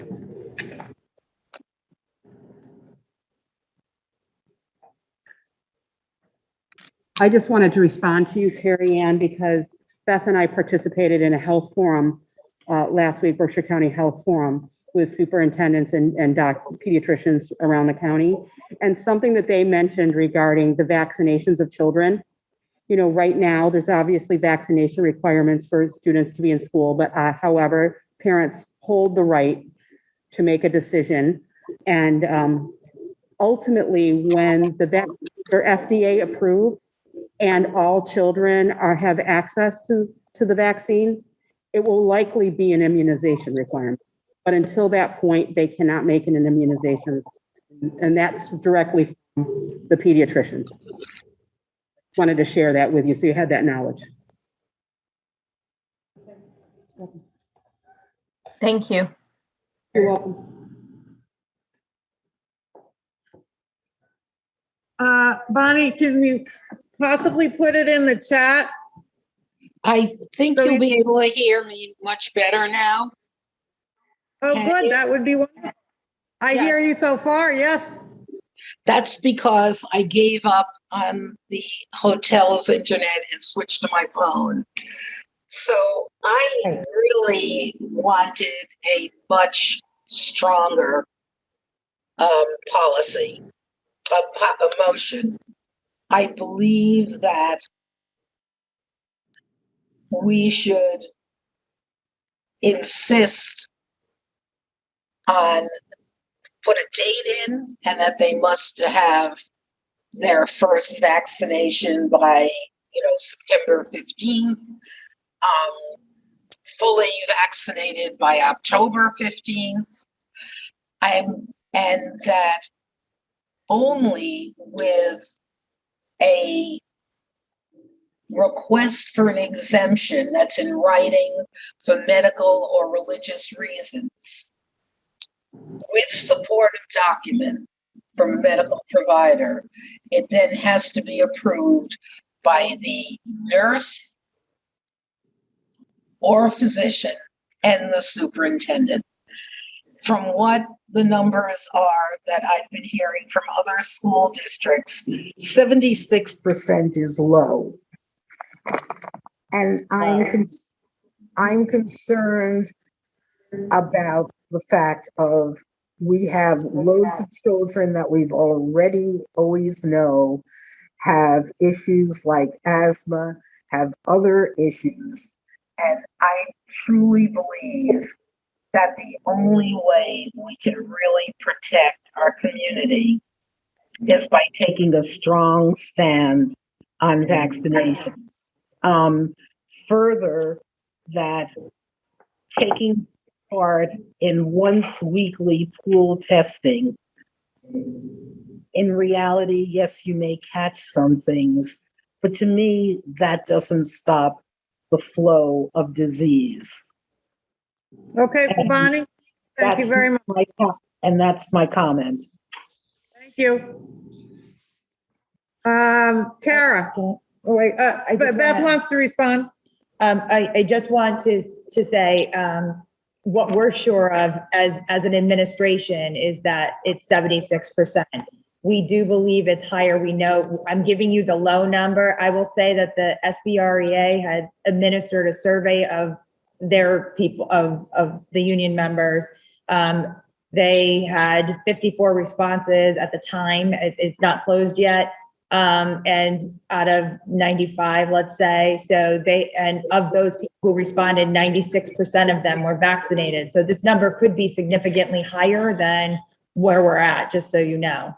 And the other piece around that would be that there would be a requirement for staff members to basically show their vaccination card to us so that we know what the number is by a certain date more effectively. Thank you.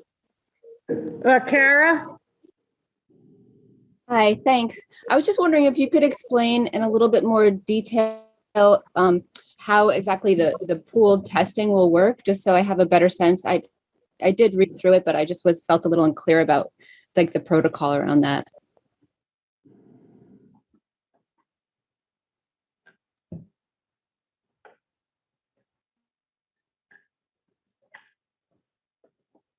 I want to do the disclaimer that I am not a medical professional.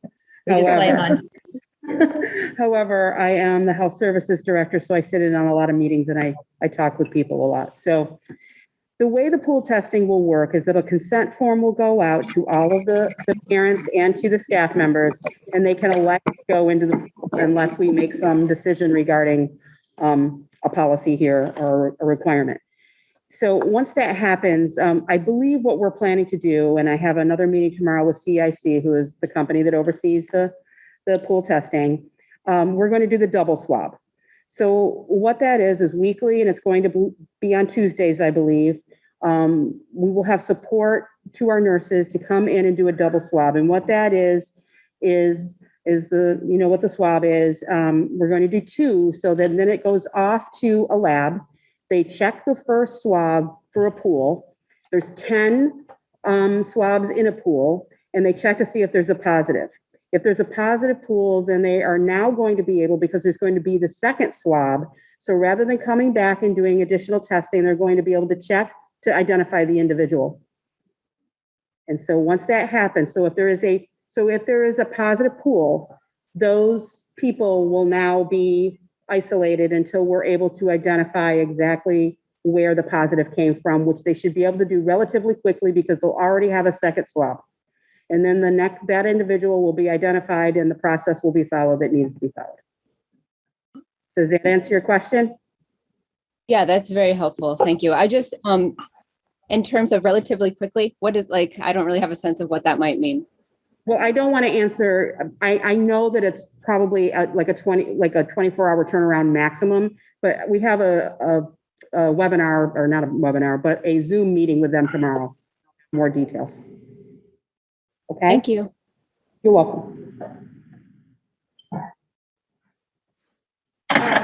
Yeah, can you speak loudly or come up? I can talk.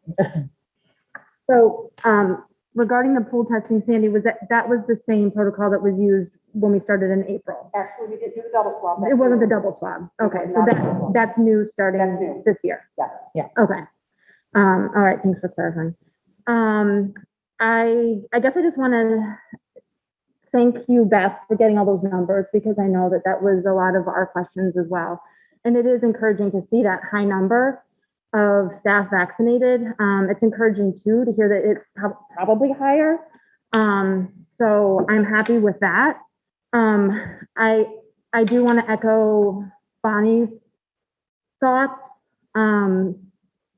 I don't think that there's any question in my mind that we should have a mandate for vaccines for staff and faculty, especially the way things this end of summer and fall with the Delta variant. I work in healthcare. I see it every day. I get every other day updates on the numbers, and it's scary.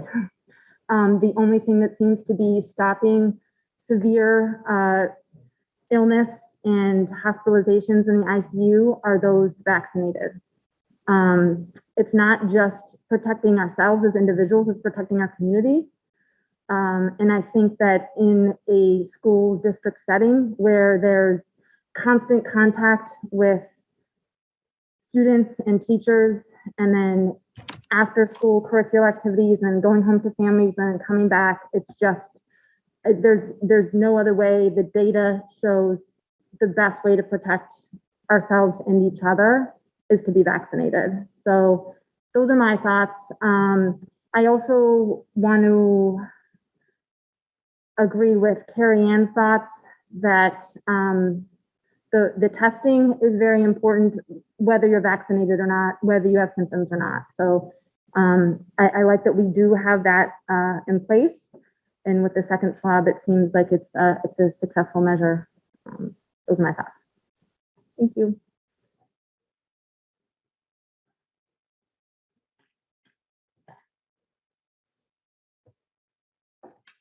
Arthur? I'm sorry, I keep losing my internet, but I've been toiled over this for weeks now, but with everything going on, I would support people being vaccinated and students being vaccinated, because I think it's our duty to keep kids and people as safe as humanly possible. Janice? I really do agree with Art and Bonnie, however, and Carrie Ann. I really think that it's a good thing for us to kind of match what we are proposing with what the staff has also proposed. I think that's a very good thing. I also think that all of it doesn't have to be prescribed. That work can be done behind the scenes to encourage people to get vaccinated, that our health professionals working in the schools could make that a priority, and certainly do work with parents as well. Sometimes I think that going hard and fast may turn some people off, and maybe this is too gentle for some people, what we're proposing, but I think it really has to be supported by the work behind the scenes, and I do support what we have proposed, but I do encourage the staff to think very seriously about how they can move forward in working with people to get as many individuals, children, and the rest of the staff vaccinated. That's all. Thank you, Janice. Can I also just say? Yeah, Beth? I also want to say, and I think Sandy, the first pool testing possible, right, will not be available until September 13th, right, to get everything in place. So of consideration would be whether or not we'd like staff to submit, where they're at, how many exemptions would we need, how many are vaccinated, so that we could get a more accurate number to discuss as well, before we maybe think of a more, like, maybe it's much higher than we think it is, and we just push on right now to actually get the information from the staff. We don't have any of the new staff.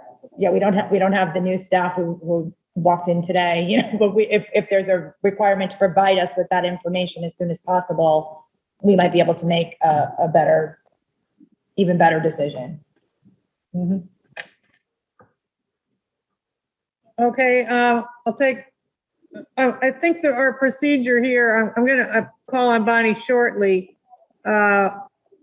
We have the choice of voting on the first motion. And if that doesn't pass, we try another motion, or we amend the original motion, or we table until we have more information. I guess those are our legal choices here. So, Bonnie. I feel we're in a good community, and we're not in Georgia, we're not in Florida, etc. But the fact is, I just think of a good friend of mine's grandson, whose teacher is positive for COVID. Well, what immediately happened is that the entire class now went through a 10-day period of quarantine.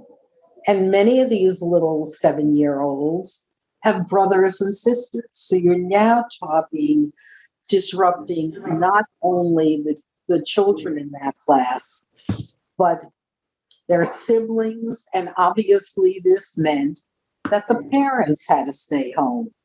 One a professor and the other one a high school teacher. So you're looking at something where I think what we need to do is really take a strong stand. And Janice, I think education is definitely wonderful, doing whatever we can in terms of encouraging testing. But I believe our district should be known for taking the line that we are here all to protect each other. And the only way we can protect each other and all of our children, I believe, is to follow everything that the real medical world has said about vaccines being the only way to possibly get to some sense of a normal existence. So for that reason, the way the motion currently stands, I would have to vote against it. Thank you. Thank you. Carrie Ann? Just a question about procedure. If we were to vote yes on this and then get more information like Beth was suggesting, like we're then able to revisit it again, correct? Or are there implications to voting yes now that make that not okay? So you're saying if we vote to accept the union suggested, I mean, there's been no vote at the union. This is just something under discussion. If we were to offer that as our first policy, and then we want to change it later, one of the problems is going to be, this is going to be impact bargaining or not? No, it's impact bargaining. But I will say that, people are very open to making changes, right? This is an ongoing changing situation with more information and new strategies coming all the time. So I think personally, if said, you've got to tell us where you are by, next week, or by, that would help us get that information faster. Jeffrey, and would you talk toward this and come closer? Yes. I hear everything that's been said, and I do not necessarily disagree with any of my colleagues in what they're saying. I tend to think also along the lines of Janice that we have to think of the psychology of bringing people along. And Carrie Ann, you were really touching on what I think is like the real key issue. It's us taking a step forward, getting more data, and then reevaluating the circumstances as we move forward. I think a way of making this stronger is the reporting has to become by a deadline by September. That would be helpful for the staff to be able to. Well, I'm saying if we at least have an idea by the 3rd or whatever, if they're vaccinated, like I said, we can't even mandate the testing because it won't be up and running until the 13th. So, I mean, we can mandate it, but it won't be happening. So there's going to be some time in there that we're working through what that looks like. But in the meantime, we'll know what our real numbers are. There are going to be people who are going to have exemptions, right? That is going to be a thing. And then there's going to be, there are people who are going to make the choice that they don't want to be vaccinated. And I understand what you're saying. And I think we still go with education. I know there's a vaccination clinic on Saturday. We'll share that information. We'll keep educating people on that. But there are people who have made a choice. They do not want to be vaccinated. So with that, then we have to have some way of addressing that specifically, right? Because again, the other piece that Sandy and I heard, and I think I've shared this with people and we've talked about it at length with the SBREA is, yes, we know that vaccination is number one in that list of mitigating factors, but wearing masks is another big one. Washing hands is another big one. Distance where possible is another big one. We're still doing all of those too. So it's not like, we're taking all those precautions, which they're saying is doing more is much better than just relying on one or, one-off type of result, if that helps. So to the committee, I will be willing to amend stronger language on my amendments or my motion to put in a deadline to do some time. If this does not pass, I understand, and I would probably support an even stronger motion, but I want to at least have the opportunity to kind of work with what staff is saying, work with the speed with the union a little bit, just to try to, as an effort of good faith and knowing that our metrics are not as bad, and then also looking at comparative, the Newton Public School District and what they're looking at. To be fair and to balance out, never mind, I'll be done. Thank you. I will say that, the big question, right, the big question for everybody was, what if, right? What if we put all these conditions in place? How many people will be concerned, or how many of people really won't participate in pool testing? Like, what does that look like? When you're a small district, you have to know, school's opening. we have people in place, right? So we're just saying, we're trying to get a sense of what are we really facing for people who, are at the highest risk down kids. Art? Jeffrey, on your motion, what date are you thinking of? I would defer to Beth to see what would be helpful to you. The 3rd of September? Well, I'm thinking that's at least the first week of, they're coming in, and that gives people enough time to provide us with a copy of their vaccination card. The 2nd is the 3rd Friday? Yes. Okay. But they start. I'm agreeable to this. I want to make this as easy as possible. It's a very complicated situation.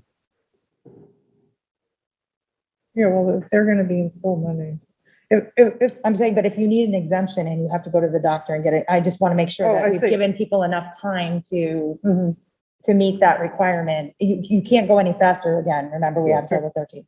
Right. Okay. Danelle, speak loudly in this direction. Yeah, no, I lost my train of thought too. I guess this might be unpopular. I guess I'm just confused because I thought that this was pushed off from last meeting to vote now because people wanted more information from the staff, which we got. And maybe it's and that's fair if you guys think it's not enough. It was always enough for me. I don't think this is new. I don't think we're taking a hard line. It's something that's been out there for over a month, that this has been a scary twist on this whole COVID, the new strain. Surrounding schools in our county have already voted the same. They've already. Just so you know that even though some people have negotiated it, they voted it, but it has to be negotiated and there are not settled MOAs, just. Yeah, So even though it there's sounds pushback. like it, it's There's not in place. pushback that we don't know about. Right. Can Okay, you well, reread the motion? We will reread the motion in just a moment, but, Yeah, after Danelle makes her point. it's pretty much it. I don't think this is too hard of a stand. It's not a surprise that happened yesterday, or even last week, or even 2 weeks ago. It's been there, it's been here. We know what we're facing if you're, reading facts and data. So that's my, and I'm, of course, full support of education and trying to move the needle, and that's so important. And exemptions for medical reasons is also totally kosher. I understand all of that. I just think this next piece is just important. Reread? I can do it. Whoever, Yeah. shouldn't be. All right, so, Just get the September 3rd date. yeah, okay. The date, Jeffrey. What are Yeah. we gonna do about the date? Yep. 1 second. They have to supply information. Yeah. Okay. I propose to amend the amendment to this. By September 3rd, 2021, staff will be required to either submit proof of COVID-19 vaccination or participate in the weekly pooled COVID-19 testing program. Staff who submit to proof of COVID-19 vaccination are eligible and encouraged to participate in the weekly pooled testing program, but are not required.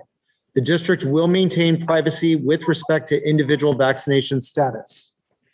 Well, the other, for just a minute, what Beth was saying is we're giving to the 3rd, so staff who are eligible for an exemption can, To Right, that would be provide, their proof of vaccination. They either have a vaccination or an exemption. did I not say that? You I'm didn't sorry. say the exemption piece, but Sorry, hold on, give me a second, guys. we didn't say it the first time. just so That's you know. right, you're right, okay. But they have a right to do that, so we should Staff say will be, that. Yeah. Or, well, a religious exemption is allowable by law, Yes, it is. as well as the medical one, Yes. just by the way. do you think we should add this at the end of the paragraph? No, to be in the beginning, your proof of vaccination or applicable exemption, right? Your medical or Okay. religious exemption. I see your, Bonnie, your hand is up. Right. Bonnie, do you want- I think you need to have in there fully vaccinated. But you say in this motion, you're happy if they just come up with one vaccination? Well, if it's J&J, yes. Well, fully vaccinated. Fully With vaccinated, yeah. J&J is one. With the others, it's two. Right, so they'd submit their card and we would know their So status. that's of- why it should, I think it has to read fully Got vaccinated. it. Yeah. Maybe if they're in the process though, right? I mean, they'd go into the testing until they're fully vaccinated, right? I think you go into testing if you're not vaccinated. Yeah. Or participating.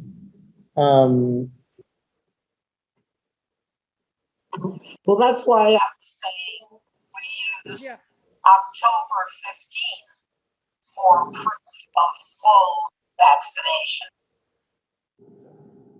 Right, but we want to know now what we're looking at. We can give you those numbers of who's partially, who, you know. If they're partially vaccinated, they should participate in pool. Right. But the one sentence I'm bungling about the proof of Exemption. exemption. So. Or applicable. Oh man, can somebody look this up? Just like or a medical exemption. They know what they're entitled to. I'm not sure. Okay, so by September 3rd, staff will be required to either submit proof of COVID-19 vaccine, fully. Here, you want me to fix it? Yeah, it's Right. nice. This is not my strong suit. That's Okay. why I like our All right. bond.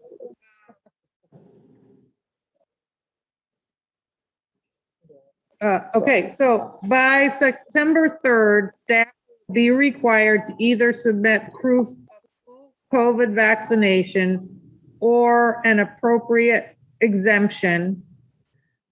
That's it, right? Because For that, then. yeah, or participate in the weekly pooled COVID testing program. Staff who submit proof of COVID vaccination are eligible and encouraged to participate in the weekly pooled testing program, but are not required. The district will maintain privacy with respect to individual vaccination status.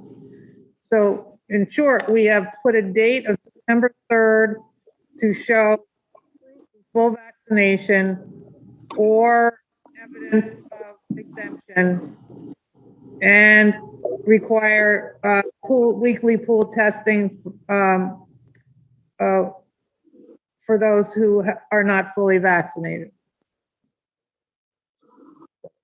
I will accept that. So was Arthur Arthur needs to accept the amendment. do you accept that amendment, Arthur? Second, I guess. Yes, I do. Okay, Now we have to vote on the. so your hand is still up, Bonnie. Do you want? I'll put it down. I'm still keeping the same position. I am not happy with the pool. Okay, that's fine. All right, so I'm going to do a roll call vote who are in favor of Accepting the amendment. accepting the amendment, okay? Jeff? Yes. Danil? Accepting the amendment. Just Yeah, accepting Just the the amendment. amendment. Janice? Yes.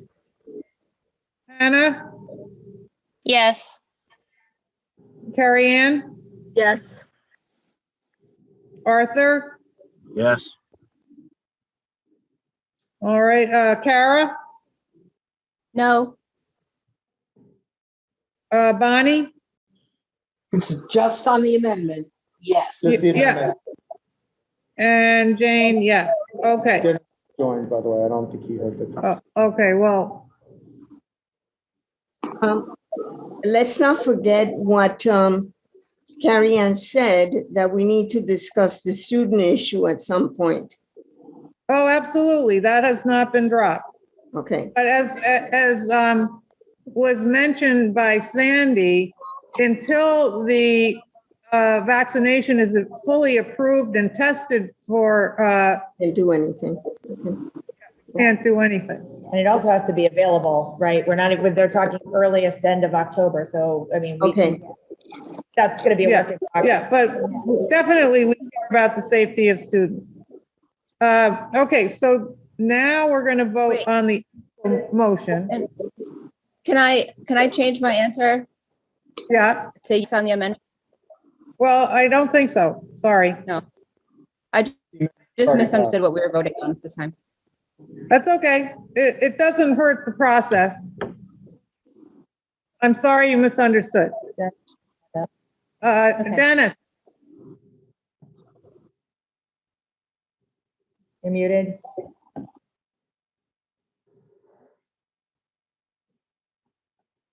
Dennis, can you unmute? Yes, I'm unmuted. I wanted to apologize for everybody. We just got our internet back about an hour ago. I'm very sorry. It's been, we've been without it, and I'm not going to drag you through the whole mess, but this whole thing started like Saturday morning, so that gives you a feel. So do you need me to restate the motion? Well, I mean, I don't even know where you are on the agenda, to be quite frank. So I'm just going to tell you that we are voting. We're in unfinished business. We have a motion that we're voting on in regard to the vaccination policy. We have heard from the union, and we're still collecting information about the number of staff vaccinated, which we think it's above 76%. And we have a motion that we're voting on. Did you hear the motion? No, I didn't hear the motion. I mean, I'm seriously, I just got on. Okay, so the motion is by September 3rd, staff will be required to either submit proof of full COVID vaccination or a valid exemption or participate in weekly pooled COVID testing program. Staff who submit proof of COVID-19 vaccination are eligible and encouraged to participate in the weekly pooled testing program, but are not required. The district will maintain privacy with respect to individual vaccination status. So the discussion is closed and we are about to vote. Did we just vote? We voted on the amendment? Voted. Yes. Yeah, now we have to vote on that motion that I just read. Oh, okay. Hey, this is part. Can I ask one question? I heard you reading of it as it's been amended, okay? But what was kind of unclear to me as I was listening to that is what the status is in terms of we said we were going to protect all the personal privacy involved, but I couldn't really understand from just the listening I did. Is it a quote firm thing that they have to have that? We have, at this point, we are falling short of requiring vaccination. This motion does not require vaccination. This motion requires that teachers show proof of vaccination, and if they don't have that or a valid exemption, they have to be submit to pooled testing. Okay, yeah, I kind of missed that part in my not good listening. Sorry. I'm sorry for the challenges that we have with internet. So in the interest of moving forward, I'm going to take a vote on those who support this motion and those who oppose it. So Jeffrey? Yes. Danil? No. Janice? Yes. Hannah? Yes. Carrie Ann? Yes. Arthur? Yes. Kara? No. Dennis? Yes. Bonnie? No. Jane? Yes, so we have 1, 2, 3 no's and 7 yeses. So the motion carries. I just want to say that once we get to our September 9th meeting, unless we need to call one before that, we have an opportunity to revisit this. Maybe make this meeting. This will be an agenda item absolutely for the 9th. Thank you for, it's a difficult subject. I appreciate how we're trying to work with the union and come to an agreement. I have my pen back there. Yes, I have my own pen. Okay. All right, so I think I'm going to skip over business with the district member towns till next meeting, but it's extremely complicated.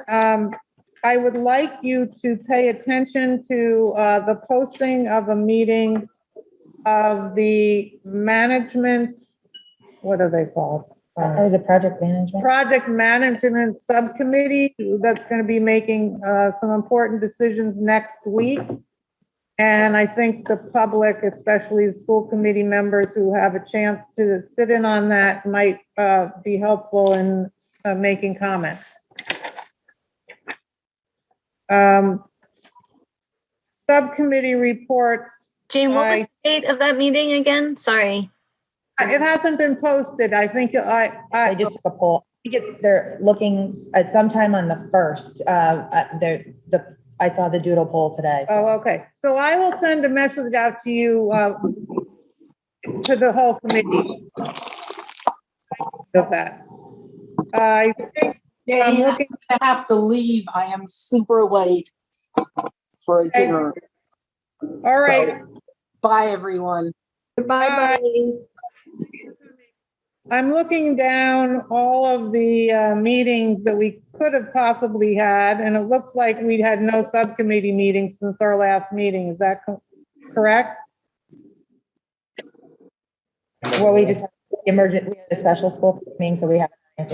Yeah. So I don't think we need to have any subcommittee meeting statements. So going on to the chairman's report, which is going to be quite short, but I do want to report that I've heard from Hannah Bracken that she would like to make a statement this evening, and I'm going to cede my.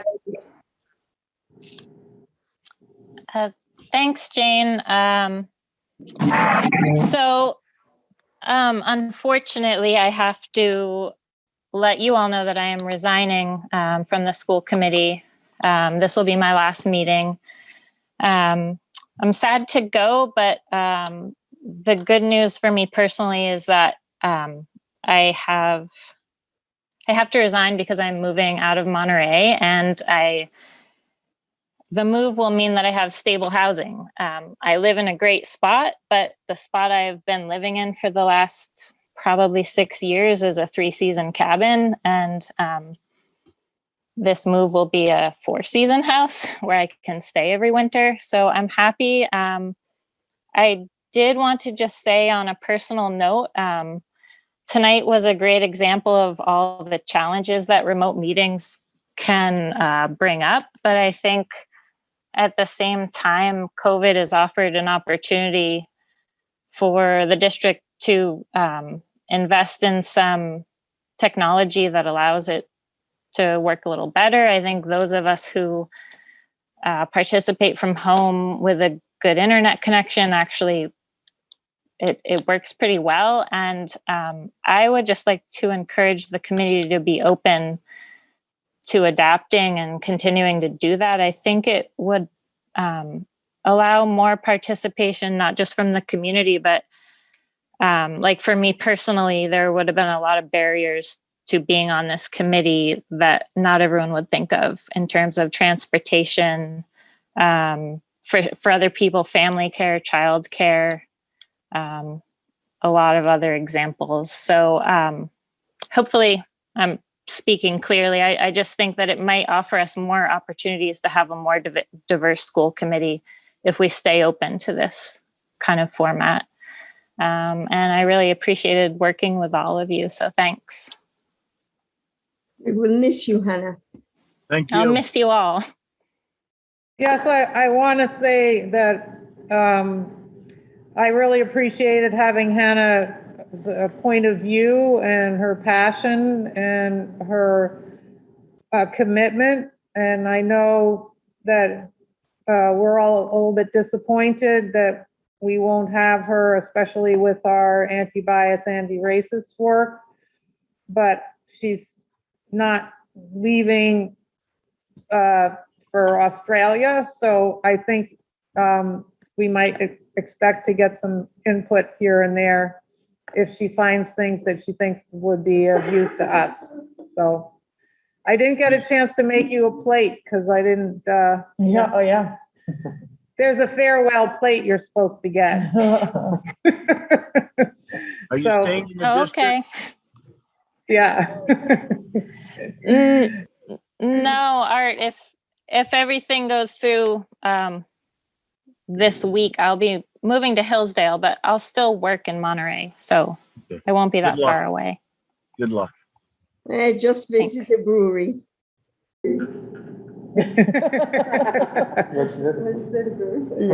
Yeah, okay. Thank you so much. Superintendent's report.